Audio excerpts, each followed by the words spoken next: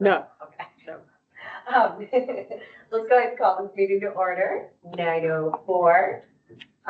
Yeah, we might still have them coming, or maybe people trickling in yet, but we might as well get started.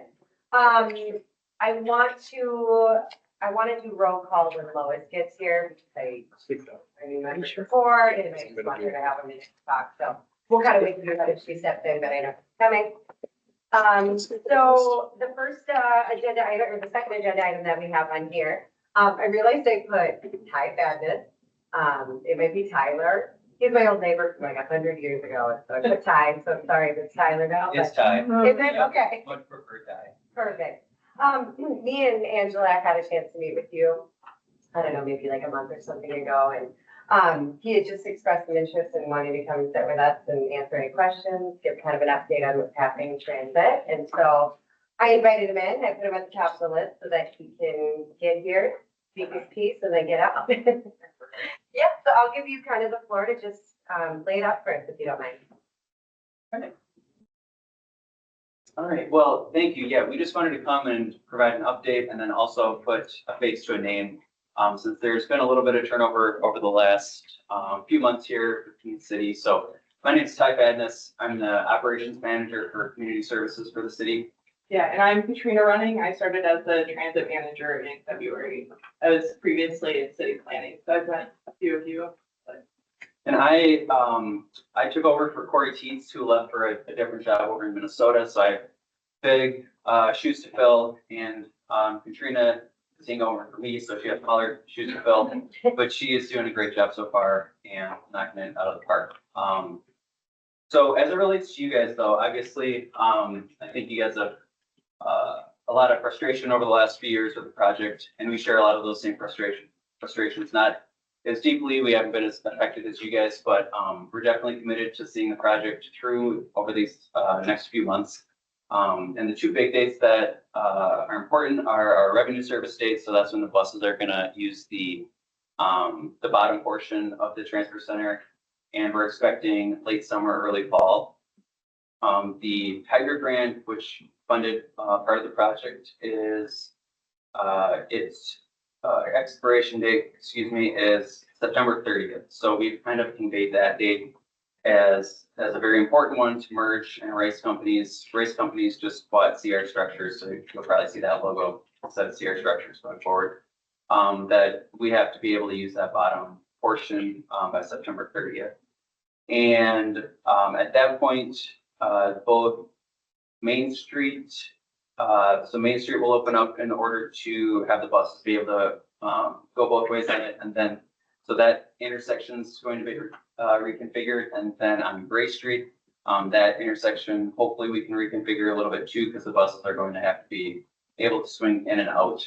But Farwell will still need to be used as a staging area until the apartments are ready to go. And we've been told that October 31st is the date for the apartments being complete. And at that point, then all the roads would be opened up and things are back to what they were many, many years ago. So, How many apartment floors? Is it 3 floors? yes, there's 3 floors of apartments on top. And you can see in this construction, they're actually framing that top level. So the walls, the exterior walls of the 6th floor will start to go up soon over the next couple of weeks. And that's when it starts to feel like there's a lot more progress. And that's the final level.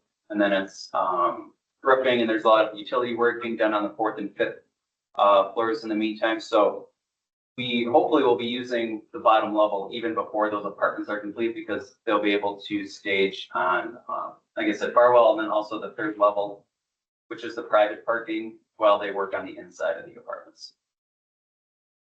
So the 2 big dates, obviously revenue service date of late summer, early fall for us using it with buses, and then October 31st for the apartments being complete. And Merge obviously has a strong incentive to get this done, because every day they're not using them to gain revenue, they're losing a lot of money. So they do have obviously have a strong incentive to get complete.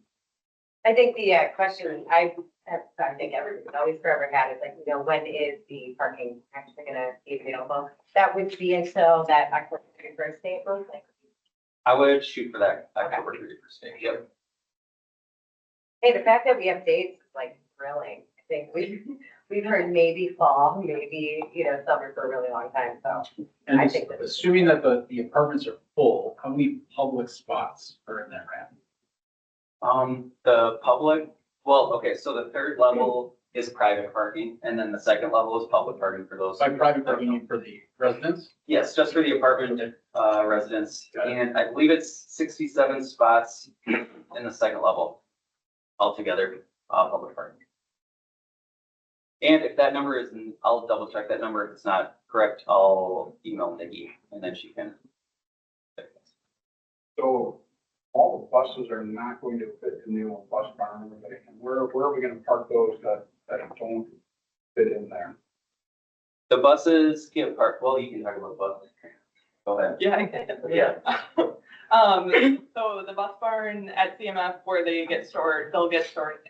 And then when, they're coming for transfers, there's an alternating schedule. So some arrive at 15, some arrive at 45. And then the university buses, I believe will be staged for pickups on the street temporarily. Yep. So that was the question. So that all of them won't fit in the transfer center, but you're alternating them so that they're not on the streets. How many will be on the streets and what street will they be on, that? Because that's gonna take up, the rest of the businesses are gonna be a little concerned about that, but tell us what you know about that. Yeah,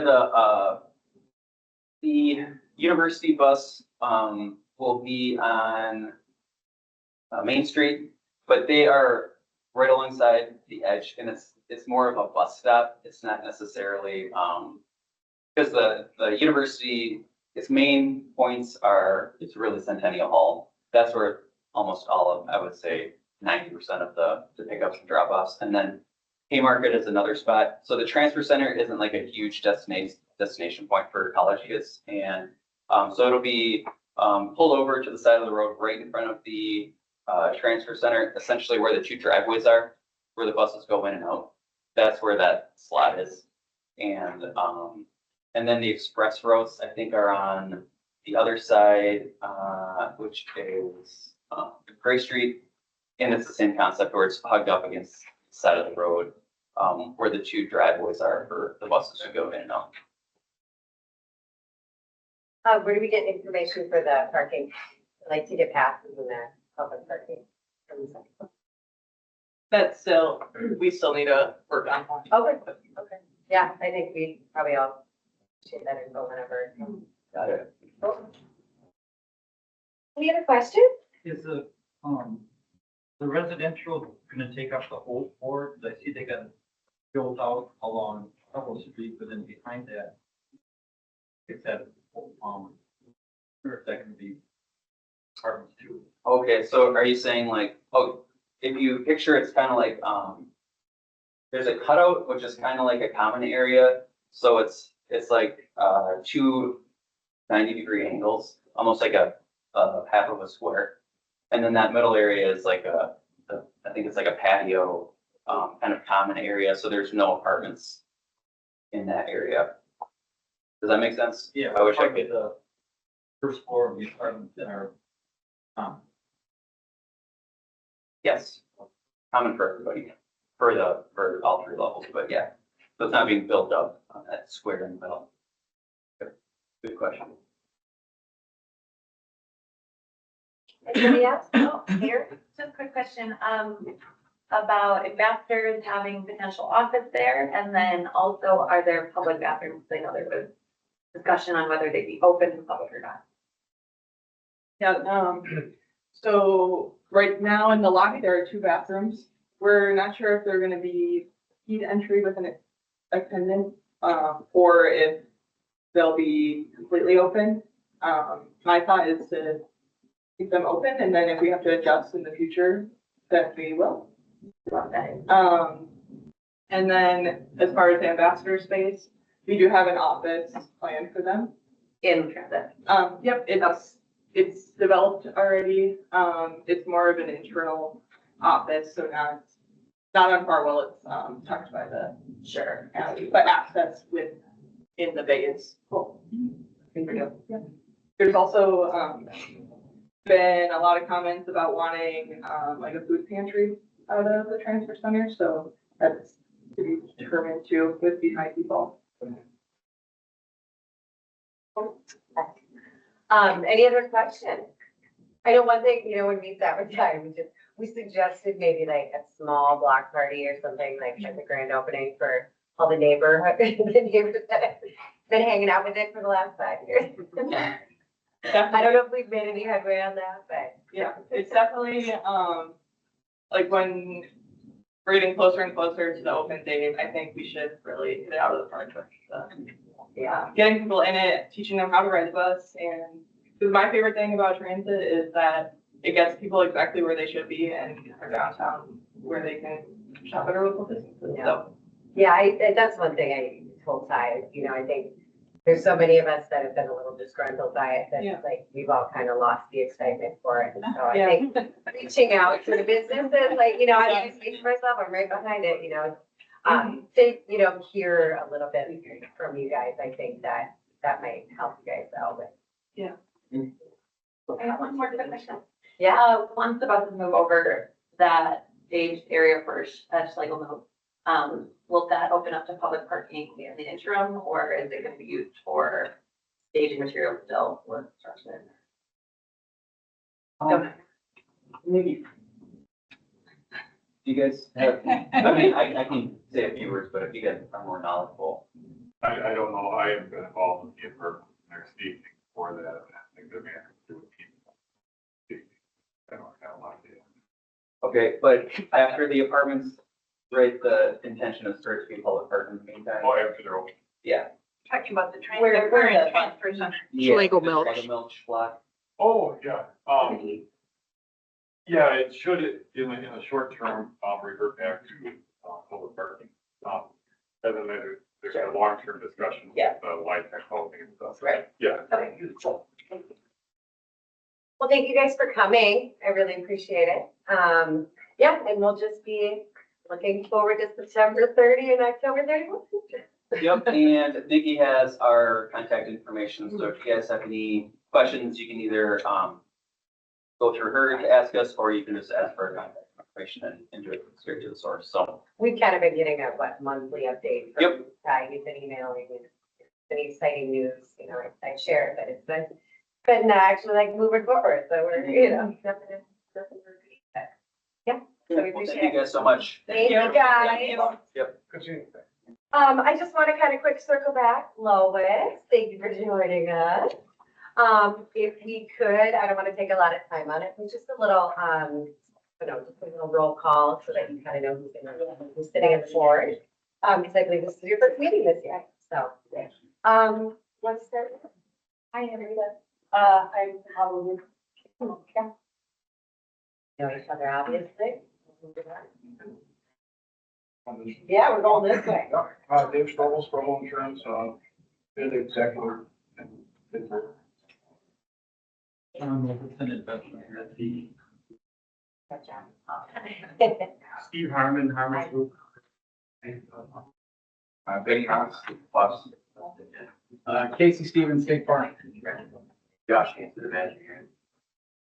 And if, I don't know if you guys want to chime in, I don't know if you said everybody else in the room now. City? Yep, city, just all these city staff. Stephanie Hirsch, I'm the city manager. Dave Solberg, I'm the deputy city manager. Andrew Workman, City Council. Billy Hufford, Neighborhood Services Manager. Yeah, it's nice to put updates with him. Yeah. Aaron Roth, City of Eau Claire Neighborhood Services. Okay, thank you. So. now you got Everybody a- knows who I Yeah, go ahead. If you want to have a little bit of thing, absolutely, you get to go down. Well, I've been downtown since 1994. 1994, so I own the Acoustic Cafe, and this is just amazing what has happened the last 30 years downtown. Eau Claire, so I'm excited to share my time. Yeah, I'm super, I think I've been trying for years. I've been asked to Blake, ask you, and so, yeah, I'm glad that you've got the time to do this and help us out. I think the insight that you've got is valuable. Okay, you guys, there's a lot of, agenda items, but they're very quick votes. So we're gonna go with what, we're on number 3, previous meeting minute. Anybody have any questions there? I just have a question of Mr. Roth, are you guy, Aaron? Hey, on the minutes, a lot of times when I see minutes, they not only show members present, but members absent. Would it be possible to do that for us? Like, who's not here as well? We can, yeah. I was told not to put that on there, but I will. Yeah, it I'll seems- start writing them. If we have who's present, that dictates who wasn't, so we just thought, well, just kind of extra work. It's kind of- work. Okay. Yep. And then the other thing, every new person, I always ask if they bring their name tags for us all. Yep. Then we know where they are in the file cabinet, so it's nice because we don't always remember everybody's names or how to spell them. Thanks. Do I have a motion to approve our previous meeting minutes? Stacy, Stevens, do I have a second?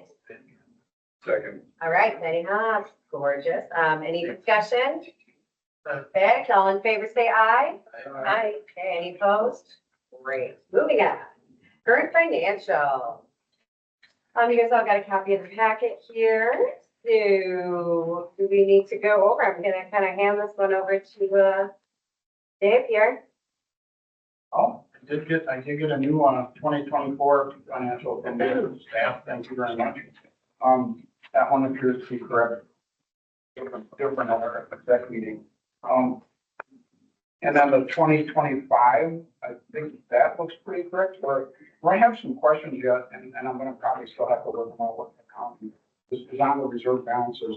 The last couple of things I got from you guys, the reserve balances were 92,023. But I've also gotten some for 2023 that said 73,000, some said 60,000. If the 2023 actual was 73, and if you look at our 2024, we put $27,000, it looks like, in the reserve. That number should be more than 92. Plus, there's also a statement on interest here. So I think just some of those things are things that I think we have to work out yet. Yep, I'll follow up on 2023. 2024 is not closed out yet, so that number won't be accurate until it's closed out. Well, for all intents and purposes, it's closed out, because I mean, we spent everything that we spent. Right, but accounting, they're working on balancing everything and stuff, so everything will be updated. I don't know the exact date. Auditors are in town next week, but Basically, it's reserves Yep. and that kind of stuff.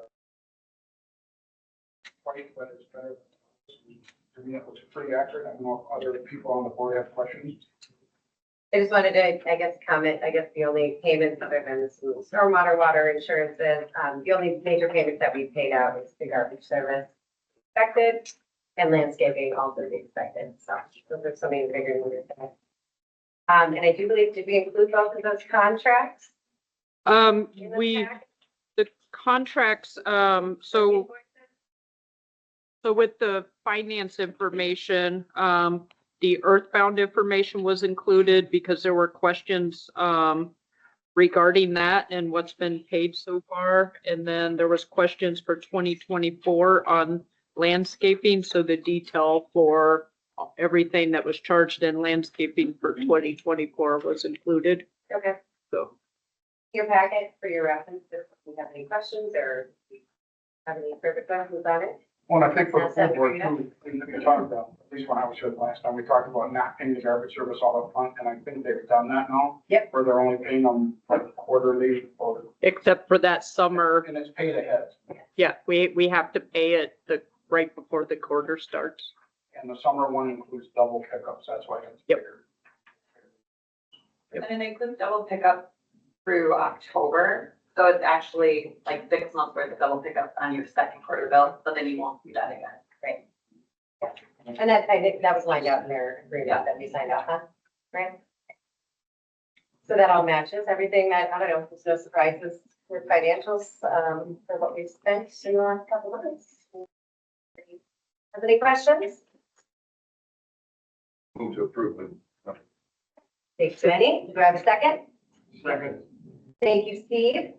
Any discussion on that? Perfect. All in favor, say aye. Aye. All right. Any opposed? Perfect. All right, moving on. You guys should have this on a new one that was just handed out, but there was an amendment because we needed to include the vote for new board members and nominees for committees. Let's, I guess if we want to start with exec. So with losing John this year, we had an open seat for an exec member. Currently, it's Jeremy Hunt, myself, and Dave Strobel. And we had some interests, and basically we've come down to one. So Steve Harmon, are you still interested? Not to put you on the spot or anything. So yeah, Steve, from what I've gathered here, graciously stepped up to help us out. I think his work with his Chippewa Main Street Association is pretty invaluable to what we're trying to work with, figuring out contracting, working with Becky moving forward and things. So I'm excited to have you. I can work with you pretty good, so, I'm happy about it.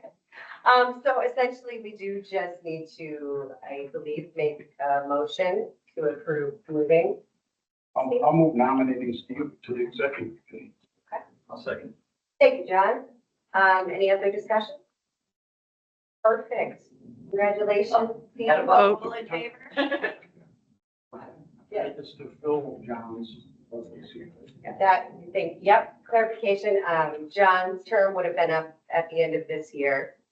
And so we are putting him in the position through the end of the year, and then I guess we would have another vote at that point, so. Short terms. All in favor? Aye. Any opposed? Moving on, so then, was that? I said, thank you.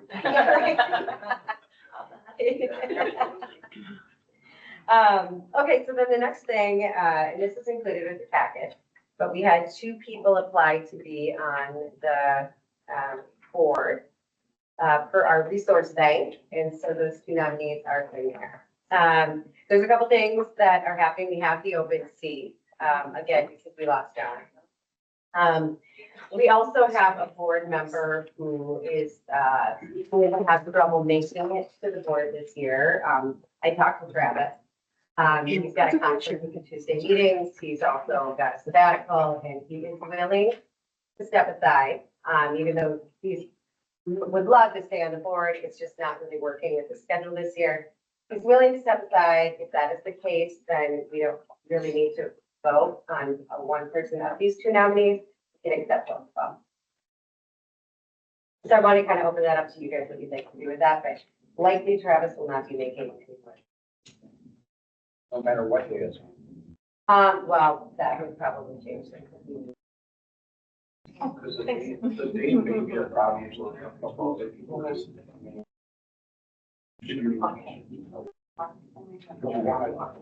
Check on that first.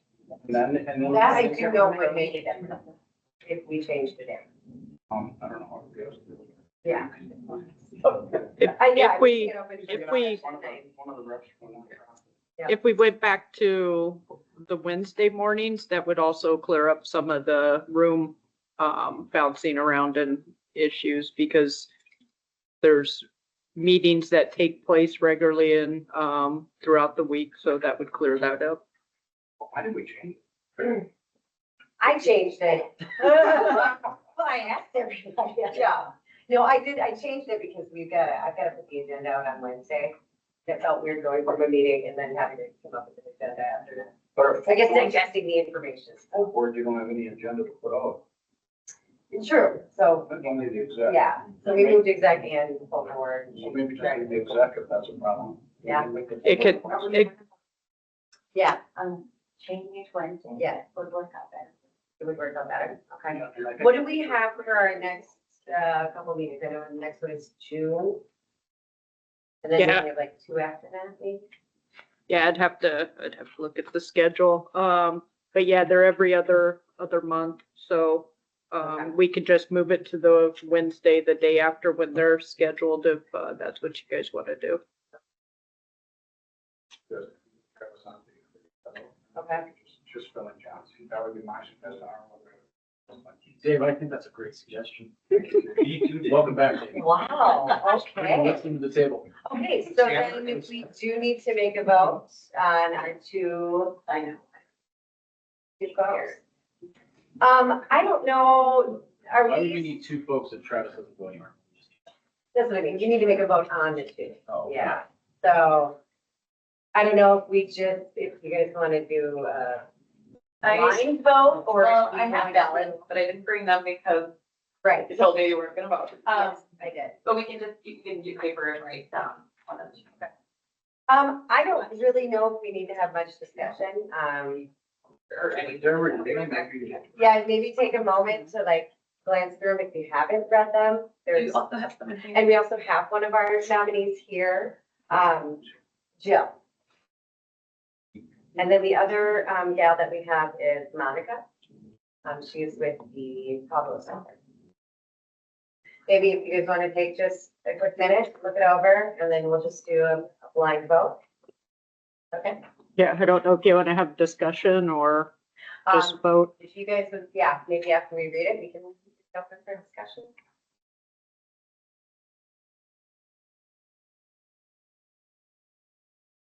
Jill, would Jill, you do you like wanna to say say anything? Sure, thank you. Thank you for asking. I've been an Oakville resident for almost 9 years. And for 7 of those years, I've been a small business owner. I started with Daughter's Books, which is now just Margaret, but then during the pandemic, she kind of took it over out of necessity. And I opened up my new baby, which is Planette Kids, which is an ethical children and baby boutique downtown. I have been involved in a lot of grassroots marketing and networking, especially with women business owners, but also small business owners downtown. I am a professional musician, so I think I'm the only applicant that actually provided my resume there. So if you have any questions, you can let me know, but I'm just really eager. I have a 4 and a 7-year-old, so I'm at this point when I'm kind of coming out of the e-figure and getting ready to get involved in the community. So let me know if you have any questions. Thank you. Now that we kind of browsed it, do you guys want any more discussion? Just kind of a quick question. Are either candidates property owners, self-employed, business owners? I believe, no. Neither. Neither. And Monica replacements were the ones in the seats that were replacing or the ones replacing the property He owners? was a property owner, I believe we had added Lois as a property owner, so we're still on that. So, and Monica's the new executive director of the Pablo Center, I guess. should be interim. Yeah, Well, that- I don't know. I Hired her. I don't know. Okay. I thought like last week it came out that Oh, they okay, hired. I talked to her a few weeks ago. Okay, I'm not positive, but I thought. Okay. So she's a permanent position over there.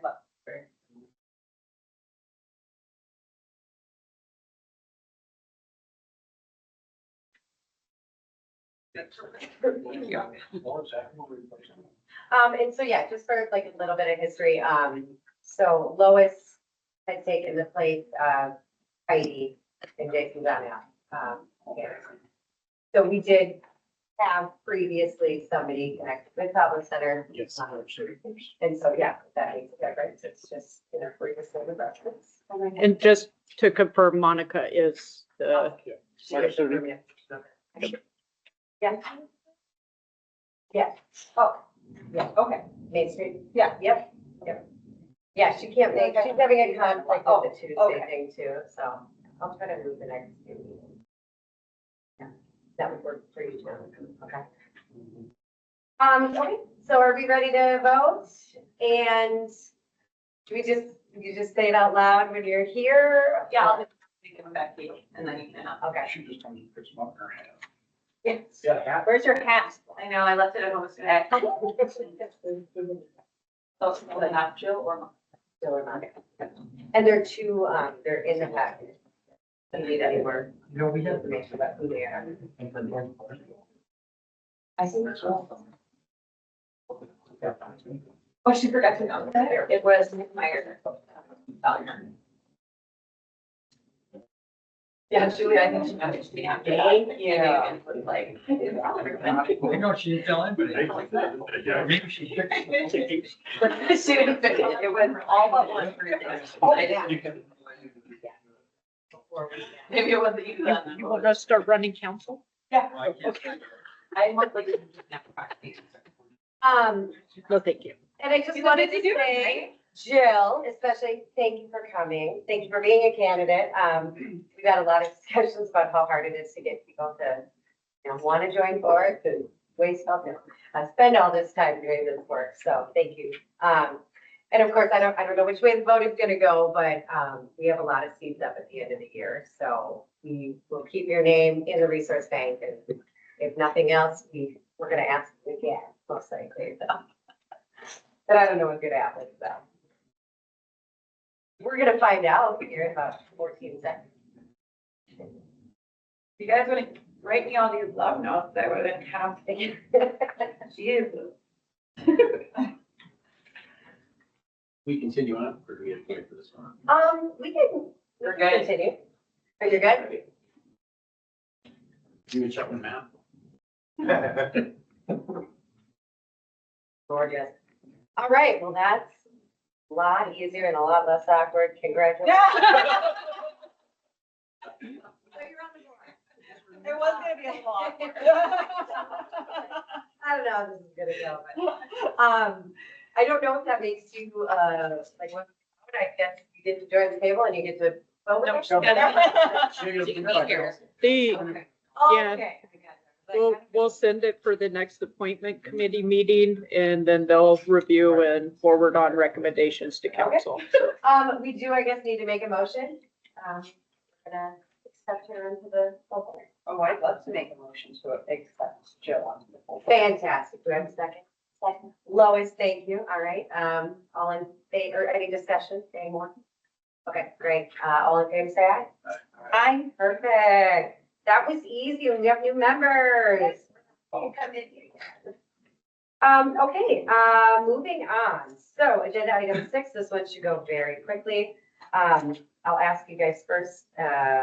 So sculpture tour. This is something we have, I guess, historically, kind of always been sponsoring.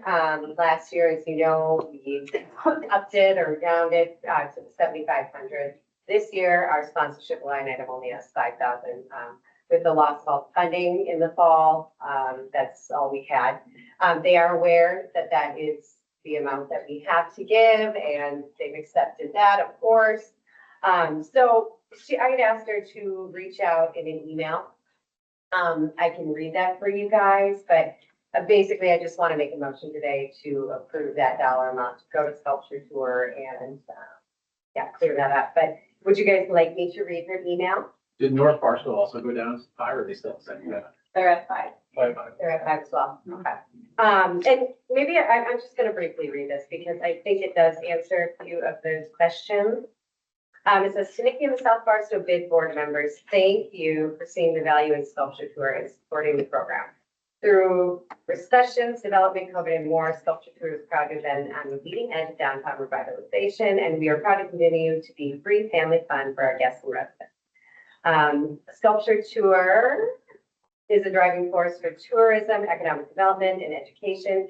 We impact cultural inclusion, community pride. I don't think I'm gonna get an email here. Hold on a second.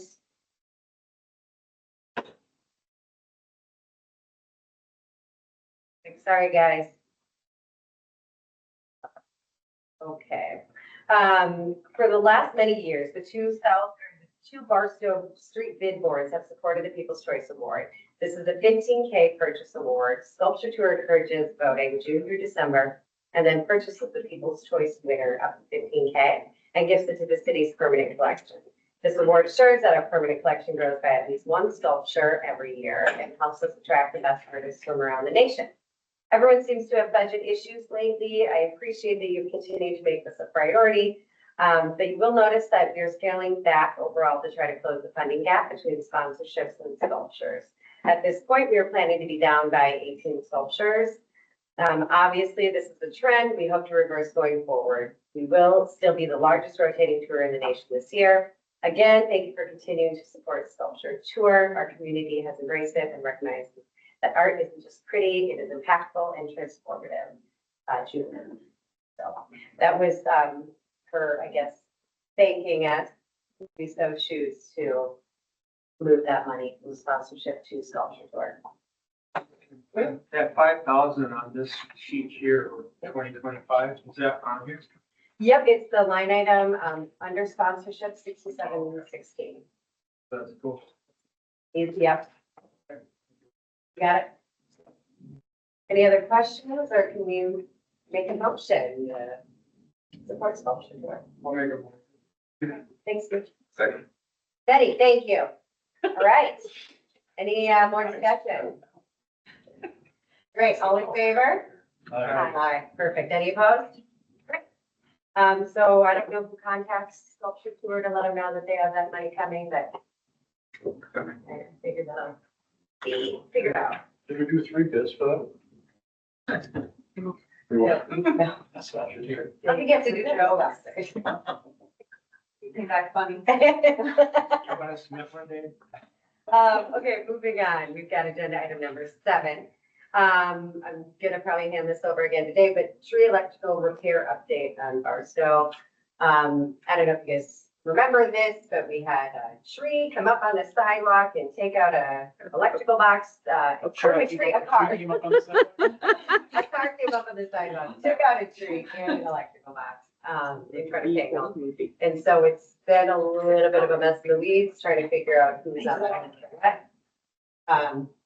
Yeah, so at executive committee, Mr. Silver talked to us, and he's helping us arrange through NAI to come and fix the outlet, but I believe at this point in time, we're waiting on probably the tree to be replaced first, then the outlet to be fixed.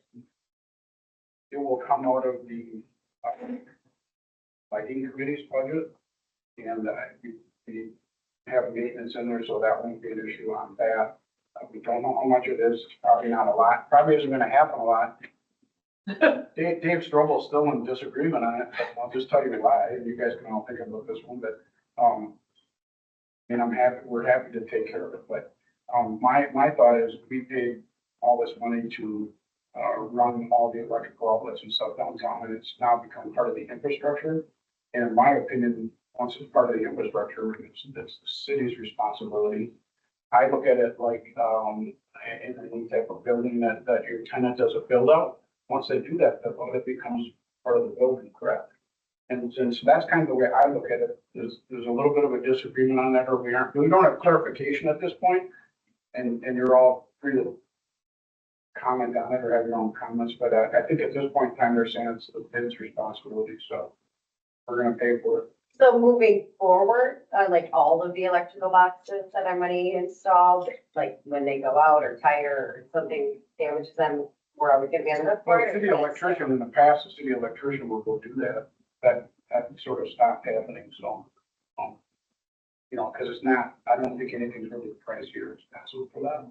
But it's for us, it's kind of, we have to go get another bid or two and do it all. So in my opinion, if we can work out some type of agreement with the city or the infrastructure, we pay for it, if it's there. Now it becomes, like everything else, part of the city, really. Everybody's got any comments out there? And I guess 2 questions. One is, what does our insurance policy cover? we are covered by the city's insurance policy, my understanding. Okay, so what happens if somebody walks along and trips over the electrical box and breaks their leg? City. So this car that did the damage, do they have insurance? Our risk management was going to put a claim in against their insurance if they would have for the cost of the box, Okay. but they didn't have insurance. A little bit of a unique situation. We're talking around a couple thousand, probably. I said, I think a few hundred. Couple hundred. Couple hundred. Yeah. I think it'd be worth, looking at all of the, because this overlapping care for like, the 2 different entities have overlapping responsibility for these shared assets. So I think we could have as a goal for the coming year to have like a table of all the different types of things that bids do and, the city does, and then have maybe a rhyme or reason why the city might be better off maintaining some of them and bids maintaining others. So like, just to think about like, big picture, what does it make sense for the city to own going forward? Yeah. Because there may be even more things we want to do together in a different way, so. I feel like, there was a, like, situation with like a broken bench, and I feel like the bid bought the benches now. And but the city fixed it. I mean, so, you know, I mean, I agree with you. I think we do need to clarify. Also, wow.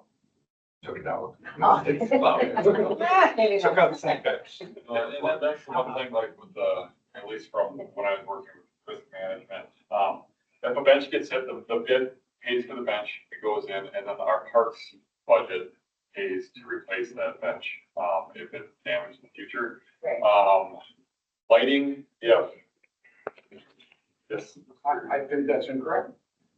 But I talked to Lee Berg, and we were like, okay, if a park bench is damaged on Barstow Street, our parks department pays for that, just like they would pay for one on. Okay, but the bid doesn't pay for the park bench, right? The first one you guys The bought, initial, yeah. the initial one, but not the replacement. Yeah, I believe the initial ones were actually paid by special assessments and not by the bid. So there's a big difference there. All the property owners are special assessed for those amenities. Those become part of the city. The bid did not pay for those. So that's my distinction on that. But yeah, you guys look at it, but that's what they view the bids as part of the city. So the electrical outlet boxes are part of the bid budget, like apartment, parks budget. The new tree replacement will come out of forestry's budget on there. So that's the city's view on that. But I agree with city manager Hirsch that when we put that in, and Barstow Street was before I joined the city, it was a gentleman, a handshake agreement to, you put the conduits in, or we'll put the conduits in when we do the street, you put the electrical in, and it was just taken care of. And I think probably it would be good to have agreements just to have it spelled out. You had something to say? Yeah, I just want to add on to the conversation. So you guys have the speaker system and the speaker goes out, you guys replace it. Little, just for your, understanding there. The other piece is that the trees, when they get hit or damaged, whether it's by a car or a storm, have lights on it that you own. And in this situation, when forestry came out to remove the tree, they scrapped the lights, but the lights weren't necessarily damaged. There also should just be an understanding of how to handle those situations. So either forestry should unwrap them, or if we need to come down and unwrap them, so that you can keep that asset as part of your inventory, because now you'll have to replace them. So a little bit of coordination and working Yep. together would be, Yeah. would be huge. Yeah. Very good one. Great. Okay. And I We just appreciate- mention, because it's important that when this happened, Dave.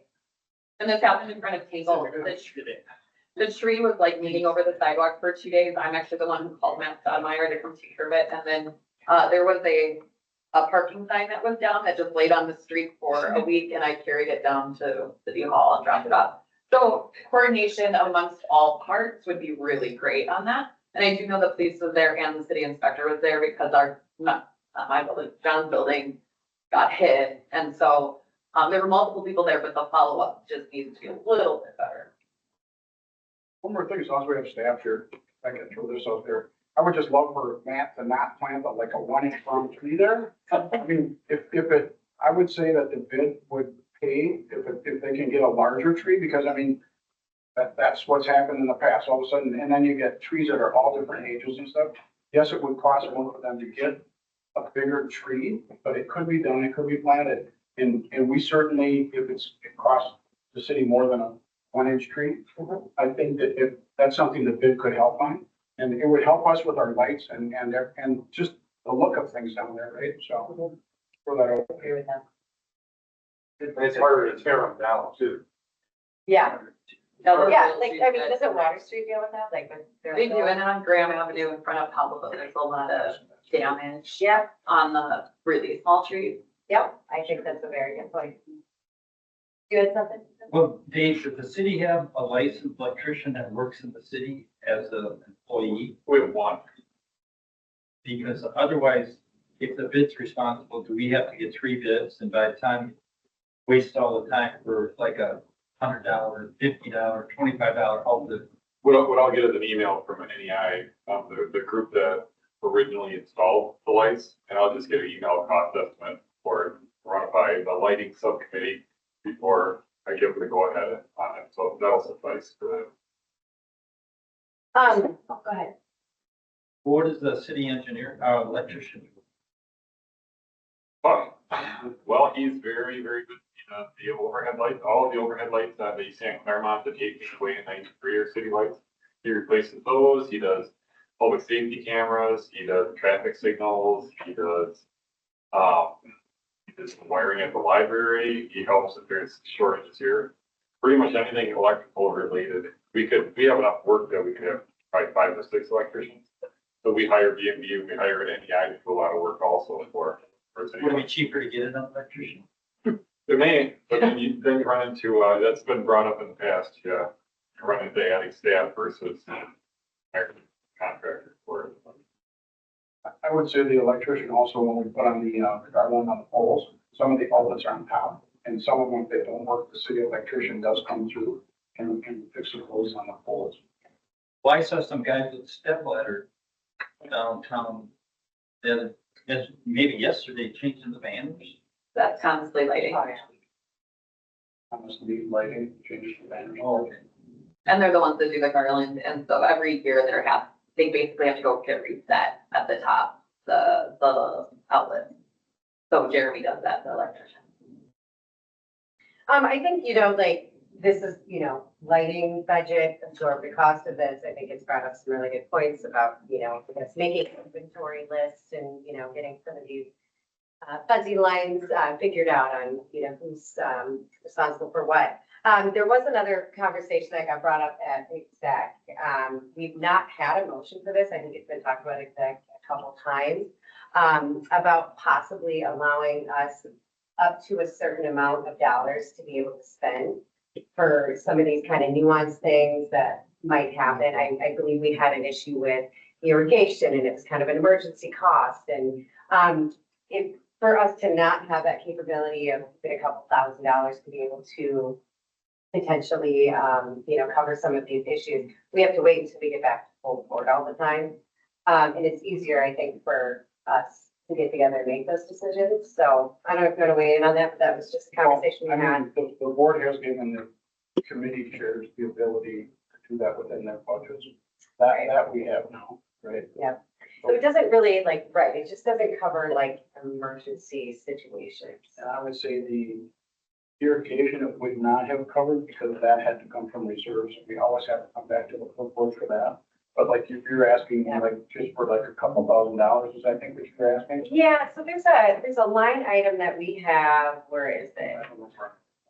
Yeah, that other materials and supplies, there's about 4,500 sitting there that we don't have allocated for anything.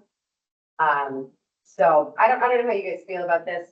It's open for discussion, but So yeah.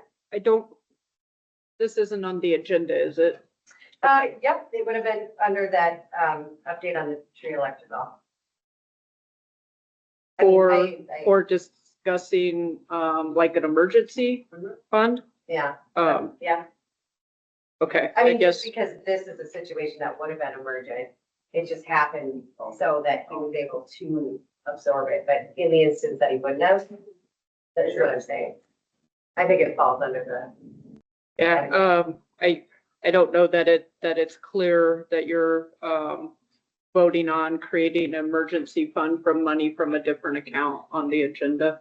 So in the past, Aaron White always said that emergency stuff just has to happen. So in this type of situation, you wouldn't have to go up and get bids. You needed to stop the irrigation from flooding underground. So it happens and then it gets paid for later.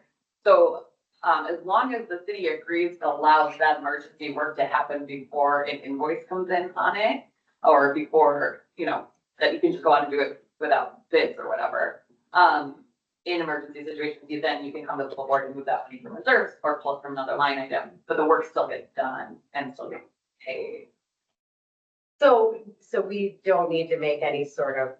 Well, that's what I'm saying here. I think it should be clarified I think so that too. you're allowed to respond to emergency situations without getting free bids and getting them approved before the work gets done. Yeah, I mean, and if we don't need it, we don't need it. I do think there just needs to be a clarification because I think it was, pretty likely that you weren't, maybe, your fund wasn't gonna be able to absorb it, and then we would have had to wait all this time to get back to the board and ask for it. So. Yeah, if it is an emergency situation, I think we'd have to look at each situation, to determine if it's emergency, like water flooding, that is an emergency. Replacing an electric box, I'm not sure if that would, but we can look at each situation.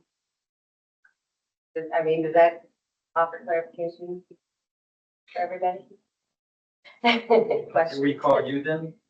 Yeah, I guess like, then what's that Yeah. process would be my question. Like, Yeah. I don't disagree with what you're saying, but then I don't understand what the process is. Yeah, you Determine can, if you can something's- reach out to us to clarify. I mean, if it's water gushing down the street, we're, not gonna wait days. So I think if it's something that's impacting public health or safety, that would be considered emergency.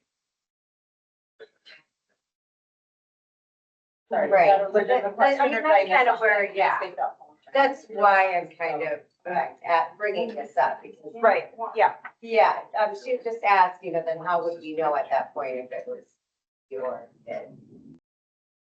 Who pays for it, Right. or, that we would, I mean, if it's a pipe underground, it would be us, depending on, the agreements with Dave and stuff, we can figure all that out. So I think that's what Stephanie wants to do, is go through and determine who's responsible for what.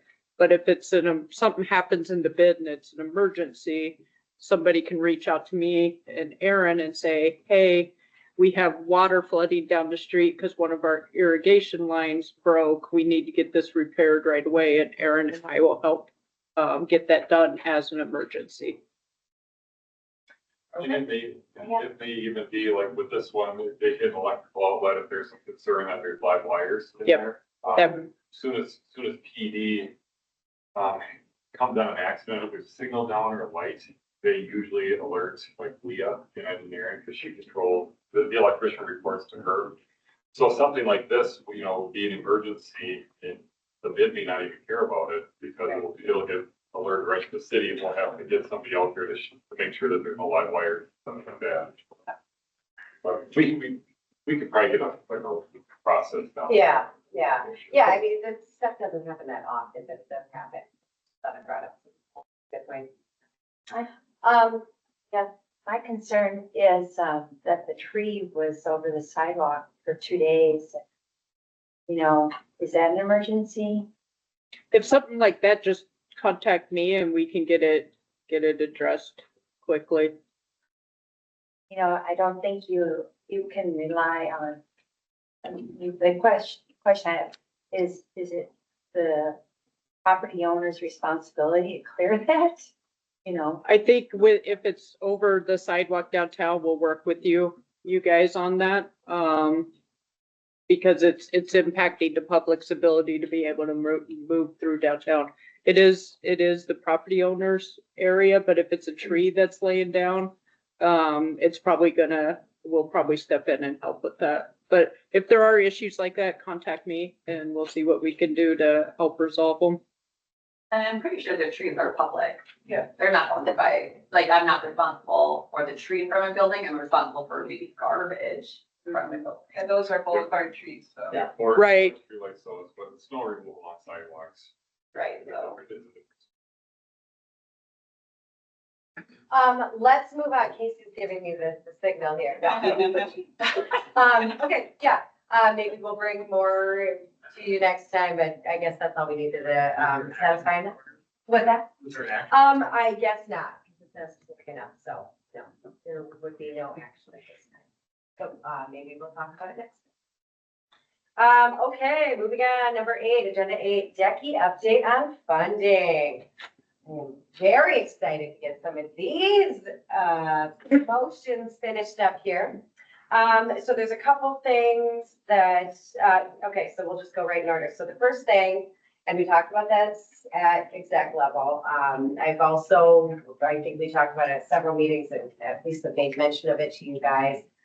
There was a discussion some months back about, the money that we typically allocate, to Decky in the amount of that 40,000. We had broken it down and saw it as, since we weren't asking as much administrative work, that we had seen it as a breakdown of 15,000 for administrative, and then we saw 25,000 for a sponsorship or donation. We have, I guess, discussed that at exec, and but anyway, I would like to move forward with that support of the sponsorship in the amount of that 25.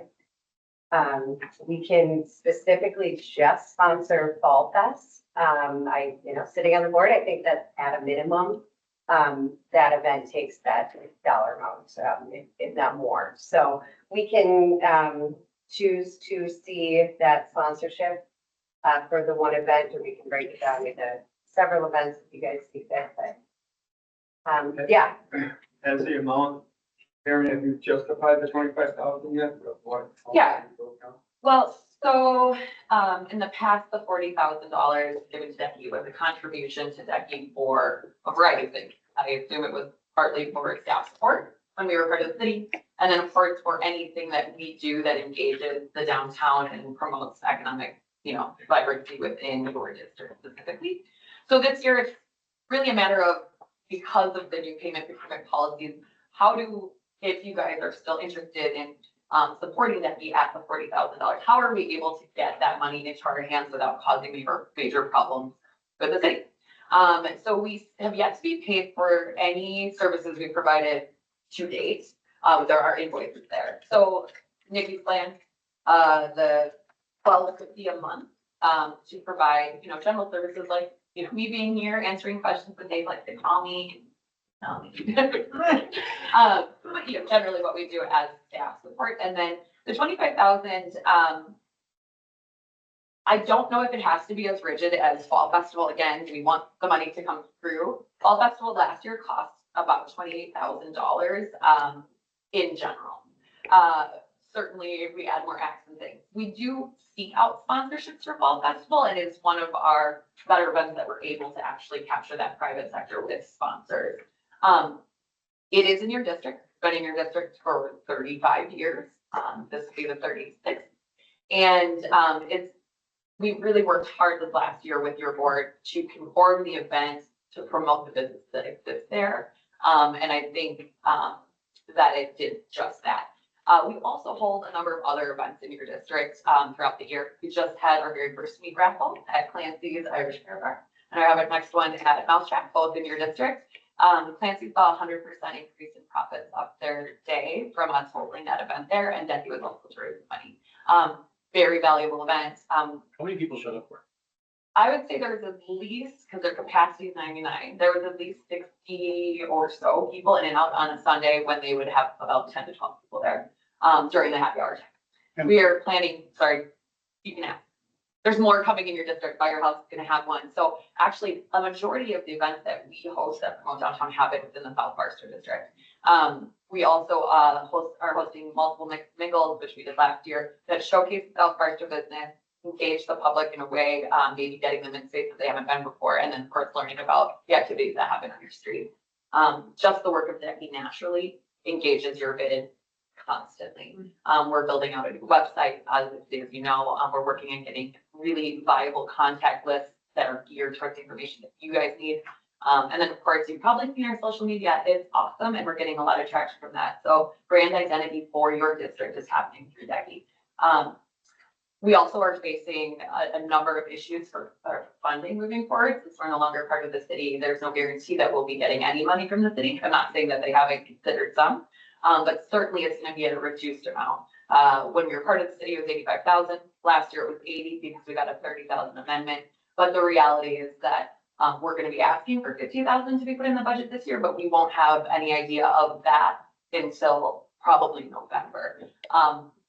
All of our time, the first quarter, has been spent navigating how we end up engaging work with the bids to earn those dollars. And so, as many of you run your own, all of you run your own business, you would imagine that if you took your first quarter and could do nothing but worry about getting paid for the work you've done, you wouldn't really be setting yourself up for a good future end of the year or the next year. So this money is expressly important to us. I do want to prove what we've done or what Decky can do for a downtown district and your specific district. But I also don't want to have to kind of grovel and rehash all of the work we do because you guys would be bored, with the work we do. And I think now more than ever, we're seeing an economic climate that doesn't really support the small business, especially retailers. And there's gonna be some painful moments for downtown businesses, and any support like organizations like Decky or Visit Over There can provide you guys is going to be really valuable. You guys know I'm on your team. I'm here to like make things great. I'd love to throw even more fun stuff. And again, navigate those hard situations when events come down and maybe don't know how to use your district in a way that's best for you all. So, really long answer to your question. Okay. Couple of other questions, David. With Decky being removed from the city, do you still have the same board? The same board like this? So we took the request of the bid board last year and reduced our board from 21 to 15. Each bid has a representative that's a perpetual seat. Nikki currently fills that role, and you used to, I believe, yeah. So those still remain. We also have a professional seat for 2 for the city. So right now, one is held by Emily Berge, but it could be, you know, anyone from city council, and then Dave Solberg is the other seats, or, you know, Stephanie gets to choose that person. So we have those. We also have a professional university seat, and then the 5 at-large seats are made up by anyone else that has an interest in downtown. That being said, we did stipulate that at least 2 of those at-large members must be from North or South Barstow, so that we're really engaged in the district that we most support. We do have multiple South Barstow representatives there. Julie Johnson owns property in the district. Nikki obviously is there. Who else? There's a ton of Angela Weiss.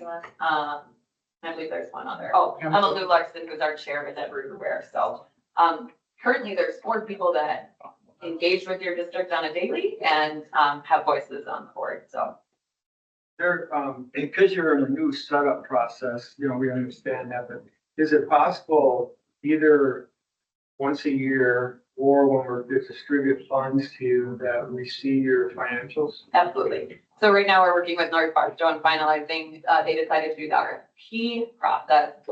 It's been disastrously long. But we had a really successful meeting yesterday. And we're hoping that they'll set the blueprint moving forward on something like this. That being said, oh my gosh, what was the original question? Yes, finances. It's one of the requirements that we need to work directly with the city to provide the accurate financial reports, and North Barstow will see that. There's no reason why we wouldn't be able to do that for you as well. Okay. Last question was, in how this is addressed, it refers to 25,000 a decade for all best sponsorship. Is that good? You said there's a lot of people that donated already to that. Is that gonna alter their donation? And if it doesn't, then all of a sudden you got $50,000 for a $30,000 event. The event could be more and better, but I would appreciate that the sponsorship is more loose, like a sponsor, similarly to Sculpture Tour. I know they requested for the People's Choice, but I would say 4 events that happen within the South Barstow district, because there's multiple.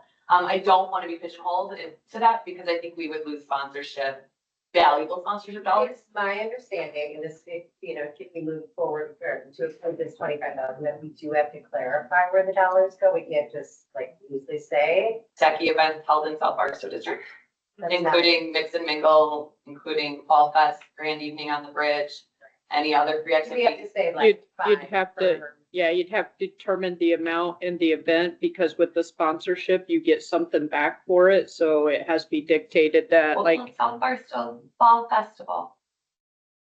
but you could do different events, you just have to, Okay, thank you as well, to not pigeonhole it so much, but one of the ways we can get Decky the money is through sponsorship. We can't donate it, you know, and so we were told that it has to be one specific event. You know, it wouldn't make sense to No, say, if you host 4 events. It just needs to be specific. We can be It broad. can be 5, but it needs to be. For instance, we potentially said, let's do 15 for Fall Fest, 5 for Halloween, and 5 for Haymarket Holiday. Right. Yeah, Market, oh my God. So how would you see that? How would you see us wording that? It depends what you would want in return. Certainly we can call all these events South Barstow Market Holiday. It would not be good for Decky's branding. However, you would be listed as a major sponsor on all of the events held in your district. My thought would be that, so there's 25 events. I think split it up in $5,000 increments. We can do 5,000 for, Fall Festival, 5,000 for the trick or treat event, 5,000 for Haymarket Holiday, 5,000 to go to the mix and mingle events that we host. At least 2 were in your district last year, and there's 2 planned for your district this year. And you could do $5,000 for Grand Evening on the Bridge because it is also in your district. And I think that should satisfy everything. I don't love it. I think you guys should be able to support our organization with your donation next year as someone that does something valuable to support And economic vitality. Next year, they can do a donation. You would just need to request it, during their budget time as a donation. So just to clarify for you guys, because we don't have a specific line item that's a donation, we're having to come up with these creative ways of getting money to Decky. So we have to sponsor versus donate. We can easily change this in the budget meeting come August and have just a donation line item. So it's just something we're running into. And my understanding is what we're gonna do is we're gonna work on RFPs, just like the North Barstow did, or we're gonna look for providers. And we would work on an agreement with Decky, what we expect in return, what those parameters are for next year. Right. This year is a little different, but we would come before budget season, we would come with that RFP, and we would come with a service agreement that you could all see what we get in return or what their promises in return. That's my understanding here. Yep, and like I said, we met yesterday with a wealth of people that are in this room. Steve Nick was there, Kinsey Winters was there, Silver, Stephanie, 2 representatives from North Barstow, and then Decky to kind of navigate this RFP process. And so we're figuring out what can and can't be done. So yeah, waiting until that document is ready and then using it as a blueprint for your specific needs, I think would make the most sense at this point because we're so far in the year. And to clarify, just, from what happened at exec, you guys at the last full board, gave your blessing for us to explore this RFP process. And did not come to an agreement at exec to just go forward with that in the same way that North Barstow is right now, which is why we're seeing funding differently. And so that's kind of what these next actions are, is to talk about getting Decky money, but in a very different way. And 2 more things. We also talked at exec that we would condition this money on having those events run through the entertainment committee of the South Barstow bid as well. So Jeremy and the entertainment committee was all in charge of that. That your events are kind of coordinated with something that South Barstow wants to see. And we started to do that last year. Rita's also on the entertainment committee and a wealth of knowledge in this area, and we've been working together. We're also throwing sidewalk Saturdays coming up. That's another thing that we're doing so much in your district that it could be. And so, yeah, actually our changes made to both trick or treat and Fall Festival last year came out of the entertainment committee's request, which were valuable and responded well, and I'm thinking very successful. So I would love that. yeah. So I wonder if we can, there's 2 parts to this whole Decky thing right now. And I would love to hear the full board's conversation on the second part of it as well. Myself, I know it's a way to give Decky the money. I wasn't a big fan of how it's all worded and what you have to do to get that money. And if the full board wanted to get 40 and not have to go through all that, would we be better off to just make the whole 40 as sponsorship and do away with that monthly thing? And I guess that was, well, I mean, it just seems very time consuming for you, for Nikki, for everybody else. And I don't know, to me, it can make a lot of sense. I know we're just trying to get you the money, but I think it's a full board discussion whether they want to do that. So when you're essentially, What's your opinion? He cares about. Oh my God. We'll hear it whether we care or not. Yeah, right. So essentially what's happening is, we can agree to see them, get the 25 at the sponsorship level. We also have an outstanding temporary agreement that was issued from January through May. That at the rate of $12.50 per month would, see that's something like 7,000. So there's still this dollar amount of about 8,000 from that 40 that we would normally give them that we would still have to figure out. Just so you know, though, we do not have anything signed for the temporary agreement yet. Because we have to approve that today too. That's Right. all part of So- this. Why don't we do away with that temporary agreement like you're saying, and we just choose to be a total sponsor to? What everybody else believes here. Very interesting opinion, Dave. I'm happy to hear it. I guess in the past, what I've been used to is how Chippewa Falls is, not that we want to be like Chippewa Falls, but, she's running a business. And the board, the bids pay her. She does with that money whatever she wants. She wants to buy a copy machine, she wants to do whatever. It's up to her and her board to prove it to them, and she brings back us the information saying what the money's going to. If we figure it's being abused, then she can get it in the future or change. We don't earmark every dollar amount, that every dollar of that money. So if that's something Claire has a problem with, I guess. Yeah. So, it has to be defined in the budget process to just give the money for, general items. So part of the issue is last year, the bids decided to change the category from being, going specifically decky to, bid support. Because at that time, you guys wanted to restrict it in case decky stayed with the city so that you could hire potentially somebody else to do bid support and you wouldn't have to give it to decky if decky was still part of the city. So with you guys changing that category, you don't have a budget line that you designated for decky. But if they moved it. If it went to Main Street, that situation, we wanted to give Main Street a lump sum. Right, in the next budget process, decky just needs to come and request and you guys need to agree that you're going to donate X amount of dollars. But you could make a motion to move $40,000 to sponsorship today and then allot your sponsorship to Decky. The other. Have to define how much for each thing. And you guys, one more thing, I'm curious what the Munis code says behind bid staff support versus payment to Decky, because in multiple years past, even this wasn't the first year, it had been done 2 years ago. We still gave that $40,000 to Decky before they separated it without any of that problem. So what does the Munis code that's overwritten say?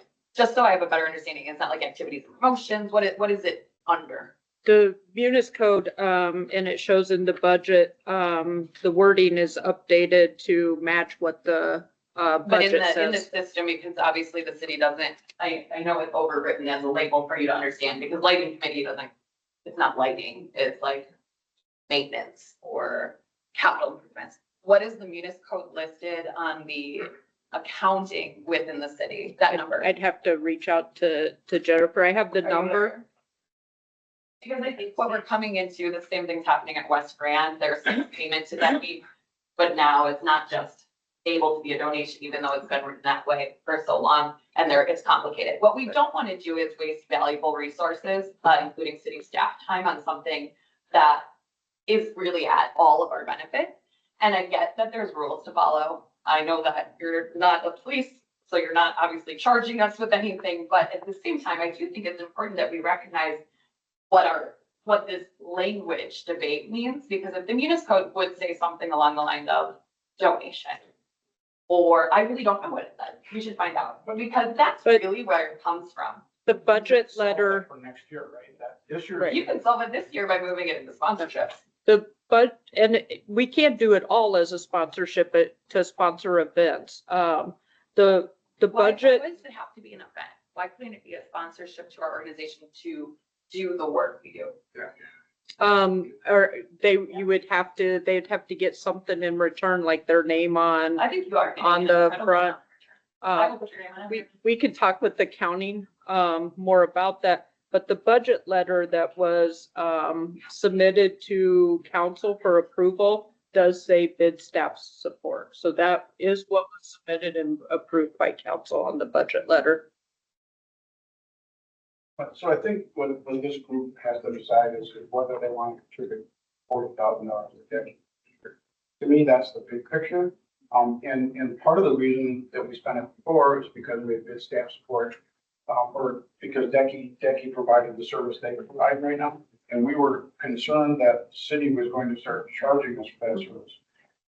They haven't, hopefully they won't. If they do, then that money we're giving to the 40,000, we're gonna have to, at some point now, we're gonna have to figure out how to pay for that type of staff. So those are concerns that we have probably moving forward. So I think it's important just maybe to get from the group's perspective, how much you want to give to Decky, and then let's figure out how to get it. Because maybe that, I'd like to hear from everybody, but. And I'm gonna go ahead and say, I mean, this is something that I brought up to Dave too. I mean, have we maybe questioned, what is it that we're getting for the 40,000? I think you guys proved it 1,000 different ways. There's an included letter of intent in here. We've seen them do the work. We've seen them make the changes. We asked them to move away from the city. They did. We asked them to change their bylaws. They did. We asked them to put more events. They did. There's a lot of things that the ball has already gotten rolling, and you guys only had so many months to be able to do this. And one point of advice. I think it is insane for us to not give them this 40 and ask them to do all these things and prove themselves, but still dangle that dollar amount. I think that that's not right for this particular year. I think if we stop at 40 this year and then we move to work on an RFP moving into next year that answers some of these questions about what it is that we're getting in return, what are we asking for them, what is it that they do, that feels more appropriate to me. So I reached out to accounting, and asked, can a sponsorship be just sponsoring Decky and not an event? And the answer was no, Decky is a vendor. You can't sponsor a vendor. Obviously, I What they said. Same thing, But I but think for they'll need to work together with me. so just what I'm thinking here is, so you have the 4 events, and I think the executive board is looking at sponsoring $25,000 broken up between the 4 events. And or 5 events or whatever that is.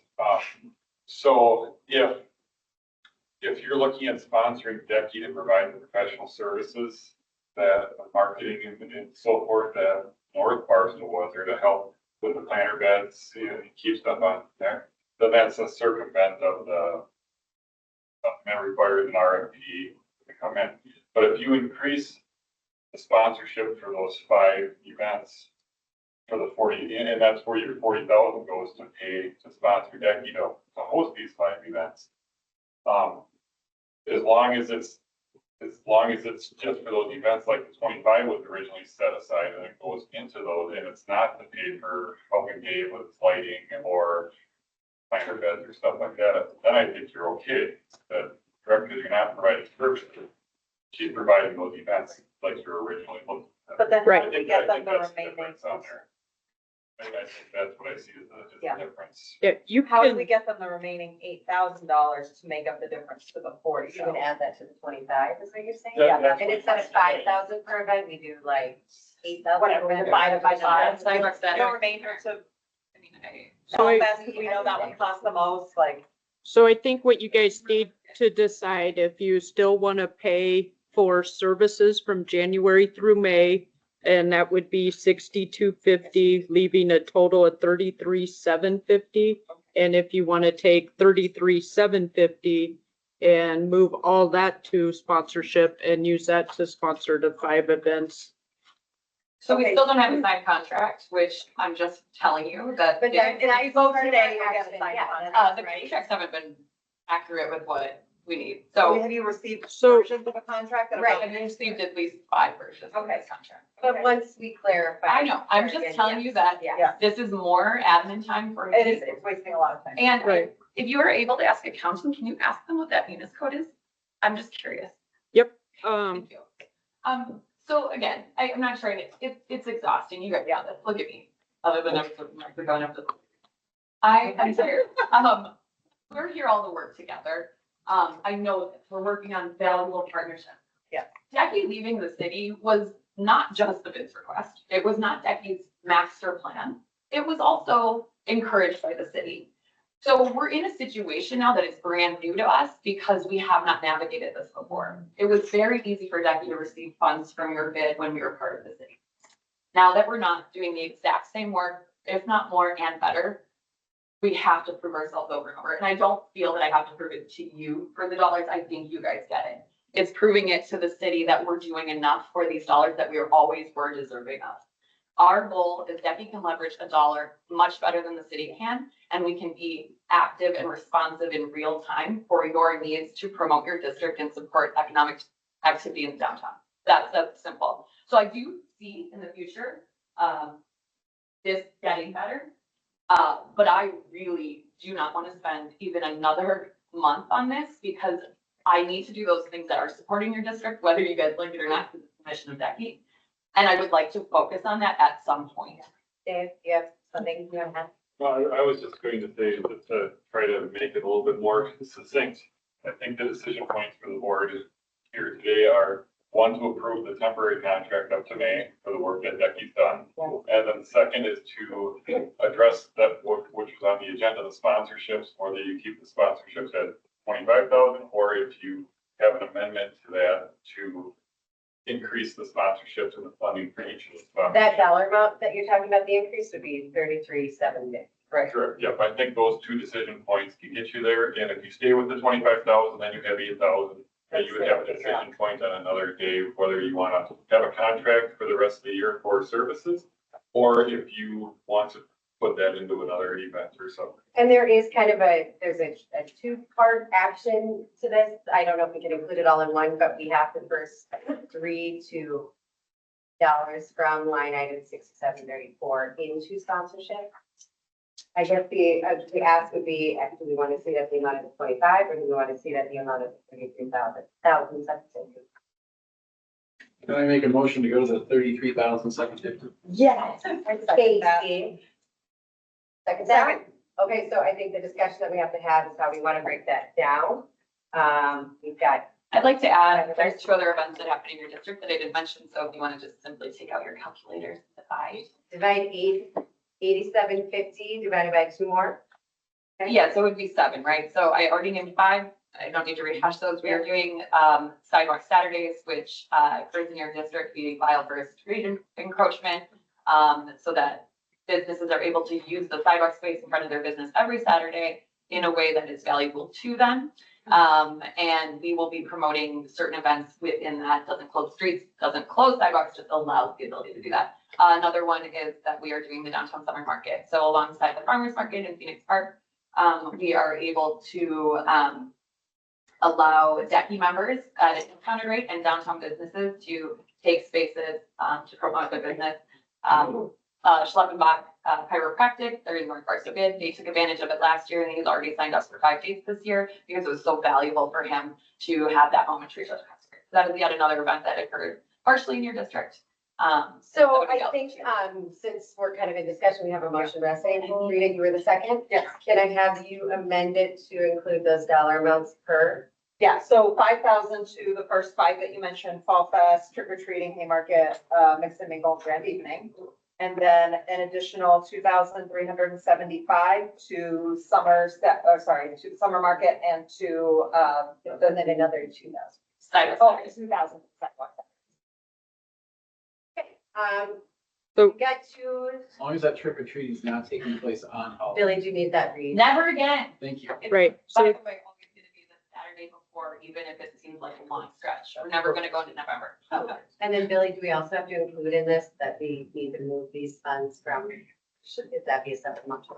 yeah, you could do it all as one. So 2,000 for sidewalk Saturday, Saturday, and then summer market, that would leave 2375. 33,750 minus 25 leaves 8,750. So that would be 6,750 if you do 2,000 to sidewalk Saturday. 20.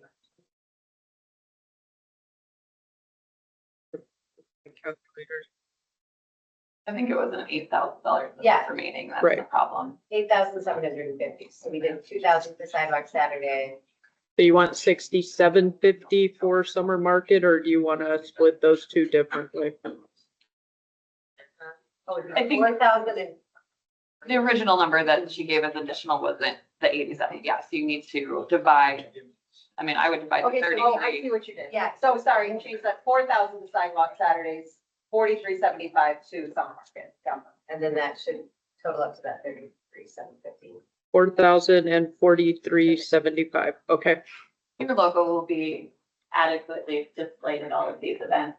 And Aaron, that motion is subject to, running things past the bid entertainment.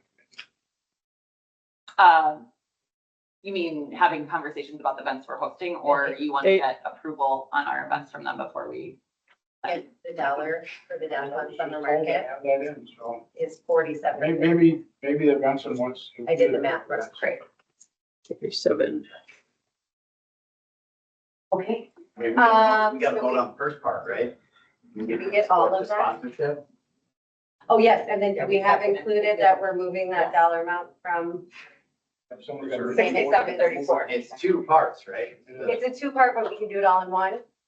Yeah, so, Thank you. just to kind of clean up the motion, so a motion to move 33,750 from a bid staff support to sponsorship and to, sponsor Decky Fall Fest, Trick or Treat, Haymarket Holiday, Mix and Mingle, Grand Avenue on the Bridge for 5K each, Sidewalk Saturday for 4,000, and Downtown Summer Market for 4,750. Okay, all in favor? I make a motion. We already have to. Yeah, we do. Yep. Well, We're in discussion right uh, I think she redid it after she announced everything. yeah, unless we do it as an amendment from Rita, so if we do the original motion, or we just do one motion that has it all, and we would just need to. The one motion that moves the money from. now. That moves the money and then And the then money the itself. self-allocated for. Yep, I would Do just, you need to re-amend that then? No. How many words? are you guys okay with dropping the First Amendment and just, She could call right? All in friendly. it.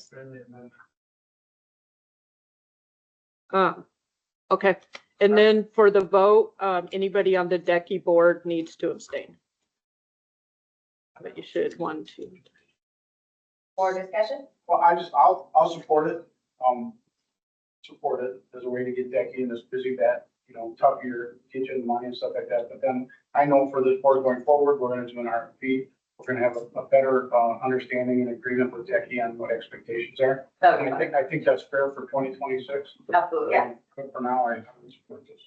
All in favor? And are we clear? We've got both parts of moving the funding So, and. the Rita did an amendment. No, I don't think anybody seconded. We need a second, I'll second. Thank you. That's everything. Okay, all in favor, say aye. Uh, Any opposed? Okay, so the next part of this is that we do need to make a motion to agree the temporary agreement that we have set up through, what was it, January? through January through May. Yep. It's in the dollar amount of $12.50 per month. Yes, Dave? Because we're talking about, I had one thing that I forgot. Come on up, Aaron. Is that 1250, is that 12,000? No, 1,250. Yeah. As a lump sum and not. And that was kind of like the original when we broke down 25 versus 15. 15,000 a year would have been broken down 12 months to. Aaron, as a South Barstow bid member, I have a concern on one of the members of your Decky board. And I would like to at least make my concern known. I said that Jen Linville should not be on the Decky board. Got a conflict of interest clearly if you read in here, which you guys define as a conflict of interest. Jen Linville has a conflict of interest. So we are at our next meeting tomorrow, having each member fill out a contract, or conflict of interest form to identify any conflicts they may have, and then the board will vote on whether those conflicts are resolvable and be worked through. So I'll make sure to bring that forward tomorrow. What is the conflict? Yes. Decky's and this bid are paying her to do all the landscaping she works for. So she's getting financial support through them. and direction from them. It's To quite. be transparent, Tangled Up and You does work for Decky, and obviously I'm the owner of that, and that conflict has been made explicit. And we were still approved to allow that work to happen. Volume 1 receives almost $20,000 of our budget a year for marketing, and Volume 1 is on our exec board. The problem with this is that to engage the right people on a board that understands downtown and is in active parts of all things that occur down here, you're going to have that.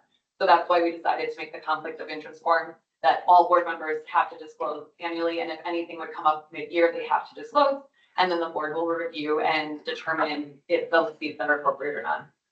But I can certainly bring that forward tomorrow because we're talking about that. Okay, so back to, the temporary agreement clarification, agenda item 9, this is our last action required, and then we can move on that. We have a temporary agreement that needs to be clarified from January through May in the dollar amount, lump sum of $12.50 per month.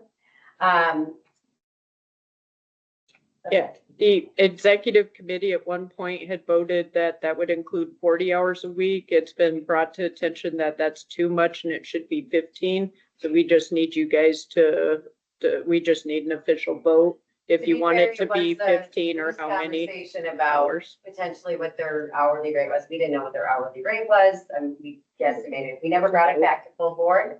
So it's just something that was discussed at exec. Can we clarify if it has to be hourly or if it can be lump sum for services provided? So that we can move forward on the contract and on my invoices, because I've now changed my invoice again to do lump sum. I can go back to hourly. It could be lump sum, but if you're saying, oh, I'm gonna do 15 hours a week, here's what my normal hourly is, so it would be Yes, this and that's amount the as a lump information sum. that's provided. $85 an hour because we cost some money. So we agreed to a lump sum of $1,250 a month for the next, well, for the January through May, 5 months worth. I believe that's in the amount of $6,050. Need clarification, I guess, we just need a motion for that. And then that would be the remaining dollar amount that that would get them to the board, get them to the board. Motion to approve. Yeah, second. Is there a temporary agreement? Yeah, So- discussion. No, I know, but I think that's what Erin was saying, is that she hasn't gotten a finalized agreement that has the correct. It's been transferred Scope of work. between 40 hours a week for a certain amount, or 40 hours a month for a certain amount, which is Anything. not tenable. Right. And then I changed it to lump sum. So, for $12.50, I will do the work that I've been doing for you. We So have at two least 15 hours a motions. month, probably Got more. a first, another second? Second, any more discussion on that? Well, we're approving an agreement that nobody has and nobody signed and nobody, I haven't seen. So I have seen it, and you guys also did give, approval to let a chairperson sign in the agreement. So what the, we have to- To be fair, I've seen it. the agreement that was sent is what the executive committee voted on was $12.50 for 40 hours a month. What we're bringing back to clarify, is it going to be $12.50? You guys don't want to put any requirements around it, or $12.50? Do you want X amount of hours? I mean, to be fair, this Well- was for January through May, and we're halfway through April, so the majority of the work has already been completed. So to, at this point, kind of go back and forth and say, well, we want to put parameters on the work being done for what, the next month and a half? I am It working seems well like- over yeah. 15 hours a month for you guys. Yeah. Just that way. But I won't start overtime. I said I I would. do have a first and a second. Is there any more discussion? All in favor, say aye. Aye. Any opposed? Great, Jackie? So- Okay. I appreciate you guys doing that. This has been a mess of a conversation to get through, and it feels good to pay a vendor. Yeah, I just want to reiterate that it's a learning curve for all of us, and we're on, including the city, and we're going to keep working on our pieces of it, and whatever the short-term fixes are, we'll handle that, and then the longer-term fixes, we'll handle those, and then hopefully we'll get into the, a smooth, steady state. So we appreciate everybody's patience. So then for next year. Yep, so next year, yeah, I've actually. Okay, and then that will be all worked out in August, that we will. Hopefully by We're then, on I the believe process there's for already that. kind of a blueprint, It RFP started. It's not that ready. started Okay. with North. I think we're gonna hopefully work off of that. It'll be something, I guess, that'll be handled and brought to the exec level first. We can kind of, weed it out a little bit, and then we will obviously bring it back to the board for approval, so. Yeah. Do we have anything else we need to vote on? We don't, and if you gotta go, I appreciate it. I think we've just got updates. Maybe we can wrap that up in the next 10 minutes. Becky, do you have any like just fun updates that you can I quickly just give gonna us? do quick, just so you guys are aware, we have the amazing Eau Claire downtown, or cleanup and downtown is part of that. Decky will be there with brooms and rakes and things for volunteers. And so if anyone wants to show up at a day to help, Nikki might be there. It's a great event, cleans up downtown. So that's this weekend. Obviously, we just had Jazz Prom.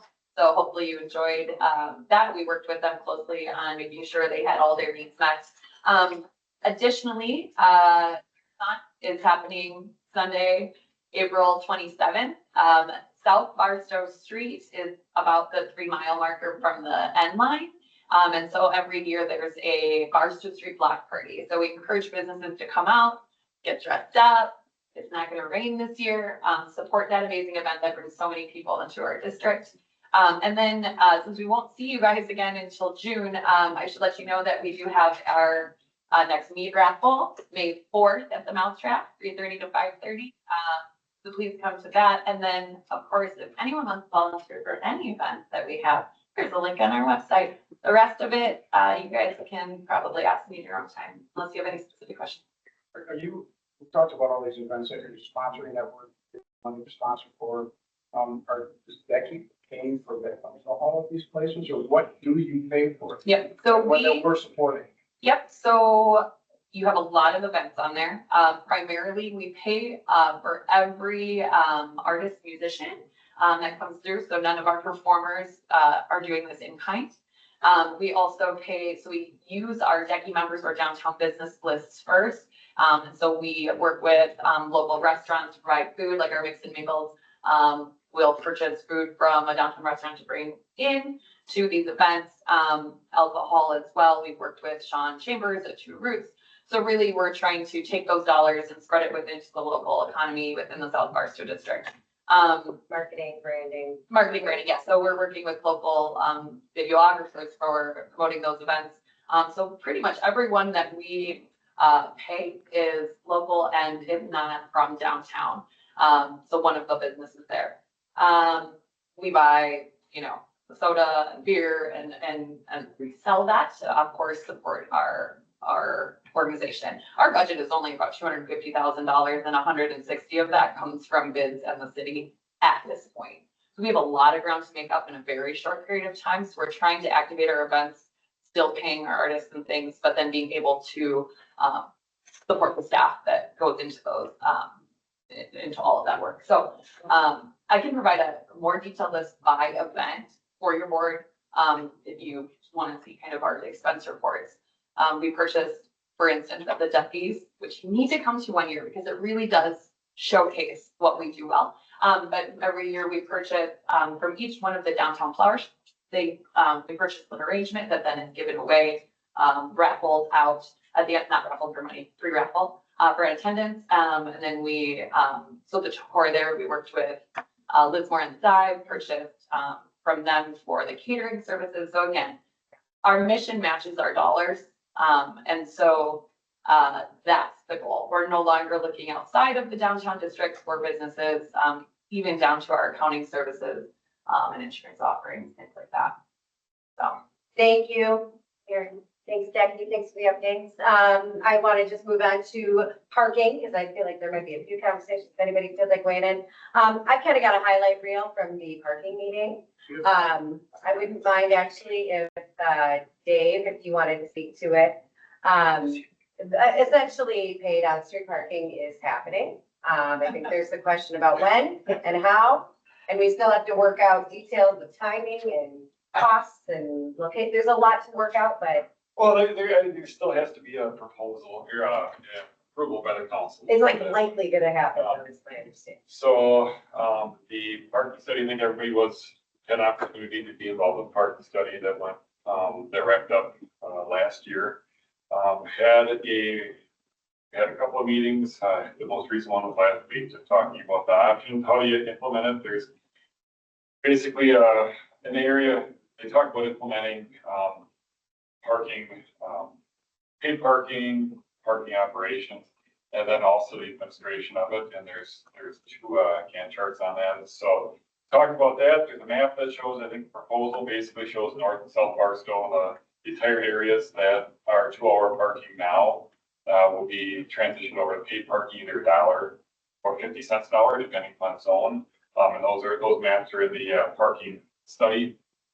So what will likely go to council will be some proposal, I would imagine, for, form of paid on-street parking. But does that map change, into it maybe in 2 phases or 3 phases, or is it recommended the same map that's in the study? As well as, the hours that garnered a lot of discussion last week. The recommendation was 9 a.m. to 9 p.m. for paid on-street parking.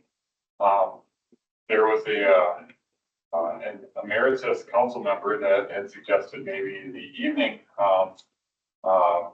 be more paid into the daytime isn't as much. And that was the feedback from some of the attendees that, you know, maybe it's 2 to 10, maybe it's 4 to midnight, or 4 to 2 a.m.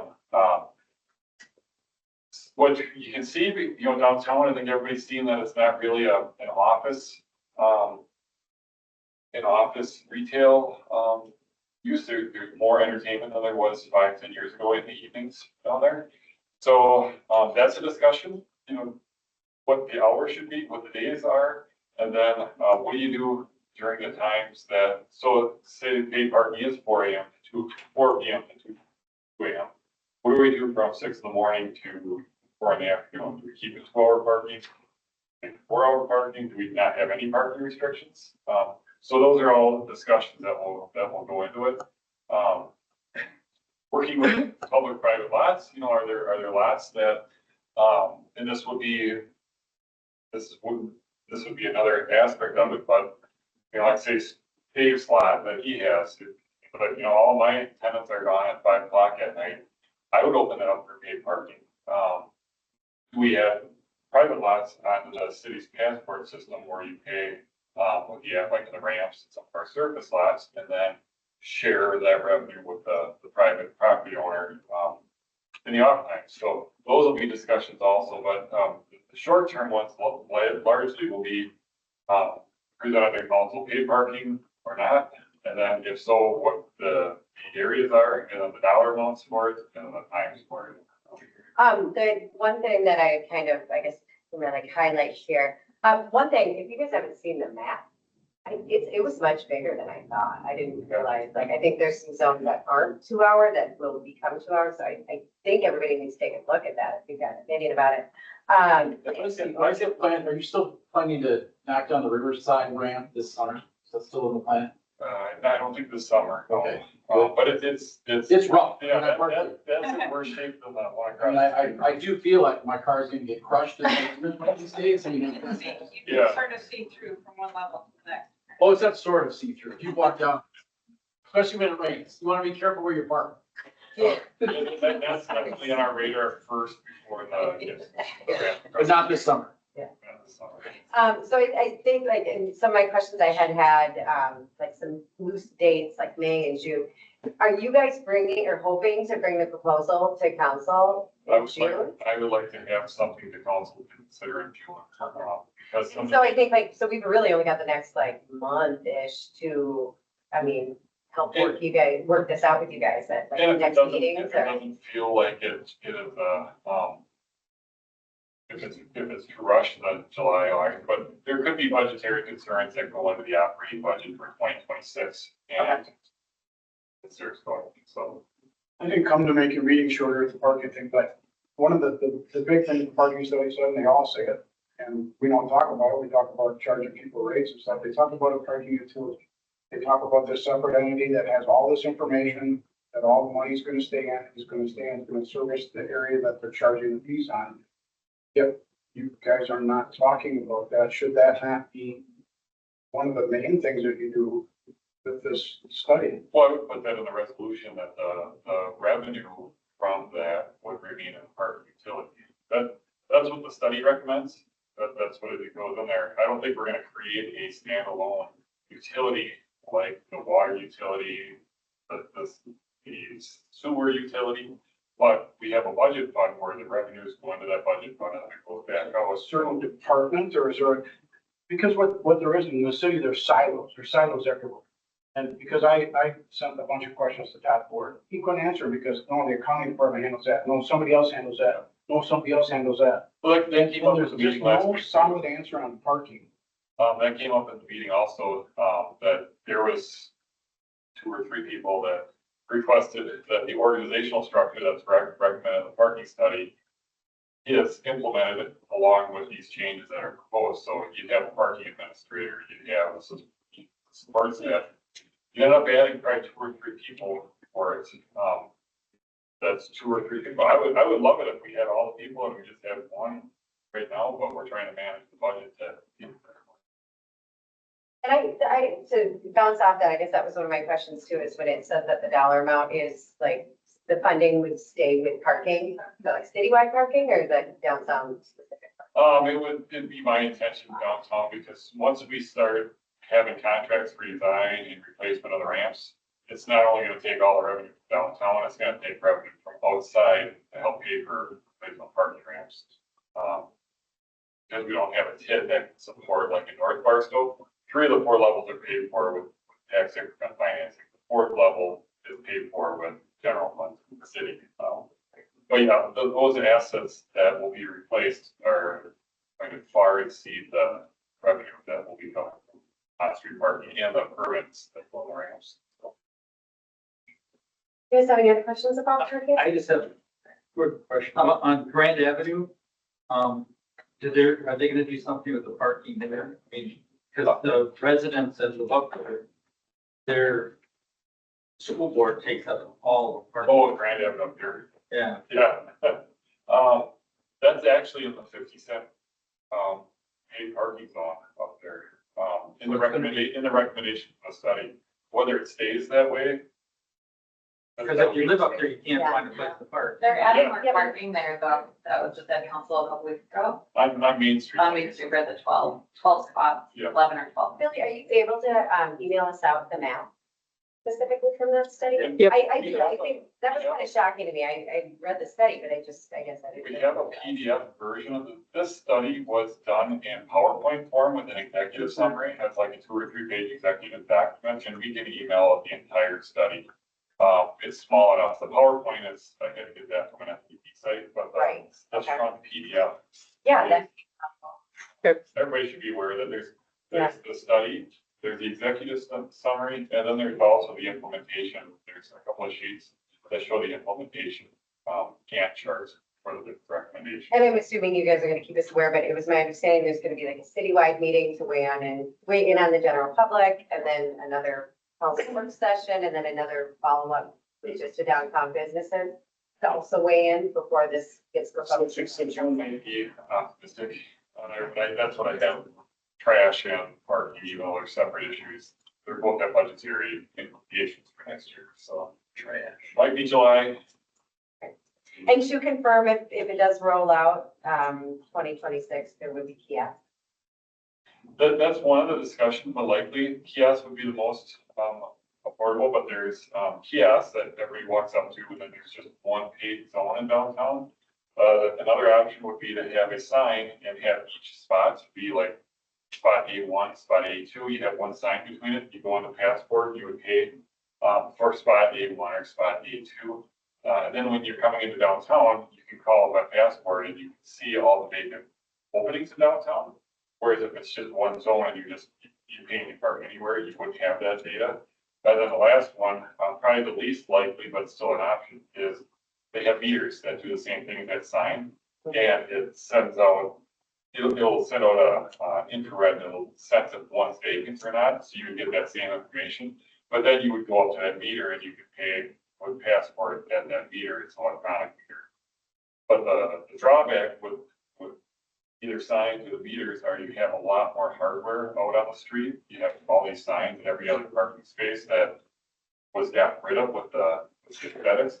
But then you gain, meters are probably more familiar for people. We used to have meters, so you have the comfort factor, but you have the cost. So I mean, there's pros and cons. The one benefit is somebody not familiar with downtown can't see where the lots or where the spots are available, if that's a. So it might start out, my thoughts, you know, when you get more feedback, my thoughts would be to start out more basic, and if you want more functionality, add that in as it progresses, but those are all issues that we're looking for feedback on. And then if it's safe to say, like, nothing will be rolled up this year, like this would be a 2026. That would be. And then there was even a conversation about it not being Jan 1, maybe they waited till summer. Yeah, that would be a direction from council if, well, if we brought something that was voted on in July, I wouldn't see it rolled out August 1st. If there's something with loading zones, you know, that might be something that doesn't really have a budgetary thing and a relatively minor, so if the direct, you know, if the goal of the business is to have loading zones, one per block or a couple of mid blocks here or there, that's something we can roll out earlier. But as far as changing the fee structure, the study also recommended an hour free parking ramps. So that all of that financial stuff would just go with the next budget. Anybody else have questions on that? Lots of meetings. But we won't have any parking ramps. We'll still have two. I thought they Yeah, we'll have the transit ramp and we'll have the North Barstow ramp. With Gibson and the other one. So majority of South Barstow. So we'll have 67 parking spots in the ramp. Well, there's almost 800 in the North Barstow ramp, and there's, But that's in the other bid. Yeah, I don't know. I forget the transit, how many will be public and how many total there are. You said like 60. When you said- 67 is what he said. Yeah. Yeah. 67. I think that the issue that I think I share with a lot of people is it feels like we're gonna take all of these parking spots offline. And then we're gonna come back in and say, oh, by the way, they gotta pay to park.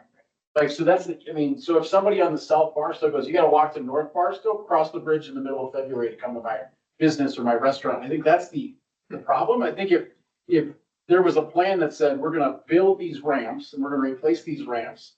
And then we're gonna come back and say, now we have paid parking the ramp for a lesser price. I think that everybody supports that. But I think the problem when you take all the streets offline and somebody that wants to go get a sub at the acoustic or wants to stop into Tangled Up and is gonna have a problem. I mean, I think that's the issue, is that it feels like just the timing on it is horrible. Well, and to speak to that, you know, at the meeting, there was a lot of representation from our particular block, you know, like Gray and that South Barstow end, like, we're feeling really stressed for parking.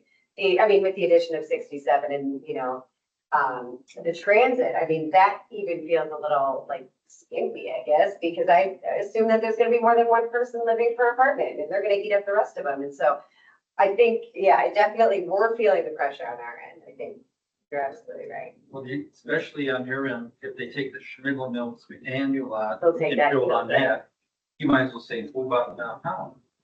And Well, business just owners are saying. hearing from their customers that they aren't in support of it. You know, they're like, if this happens, I'm just not coming to shop downtown. But I do understand, you know, budget concerns are important. I think the timing is the most important. If people are coming down for a Pablo show, they're going to pay for parking.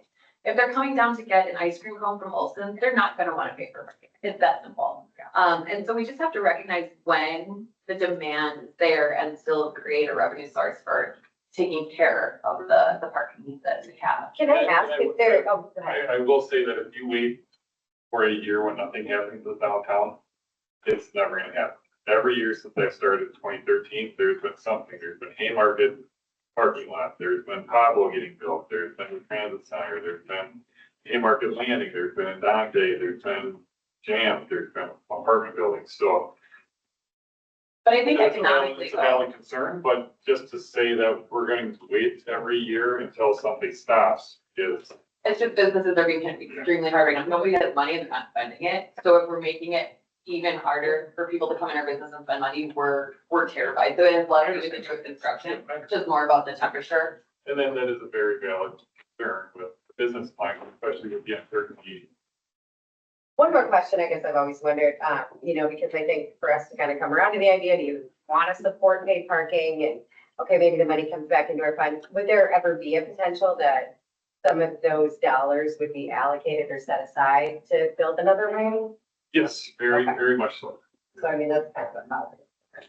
On that point, it was my understanding that paid parking was never intended to pay for structured parking. It's meant more maintenance, upkeep, enforcement, those types of things. There's never gonna be enough revenue in paid parking to pay for ramps. That's gotta come from CIP and some of those other items. Well, it's never intended to pay for the entire cost of it, but that's correct. In Eau Claire, permit fees for monthly parking ramps, parking passes will never pay for debt service on a $30 million ramp. There's no way that but it can help. That, right now with the brand new ramp and the old ones, it's being subsidized anywhere $300,000 to $500,000 a year for the parking program. So, but yeah, you're right. It'll never cover 100% of the debt service. There will always have to be in Eau Claire general fund dollars, bonding. There really isn't an option for TID. And so what my understanding was, there is money in the CIP towards going towards structured parking in the future. Then I see that in the 5 years. Yeah, yep. Well, ironically, if I don't leave now, I'm gonna be street parking for them. So, have to go. I will say, I don't have anything for committee updates. Jeremy's not here to speak to banners. Do you have anything for lighting? I guess I wanted to just leave it, there's no announcements, city update. Is there anything pressing? Sorry. That's terribly ironic. I Okay. just want to say that the fireworks are downtown again, so if we want to plan at all about events related to fireworks. And the event tonight? Well, everybody come, including your new member to the Menominee Market at 5 PM for appetizers and cash bar to celebrate your volunteer work. Boards, council. Nice. Okay, thanks. All this time, it was important, very important. Thanks, Kate.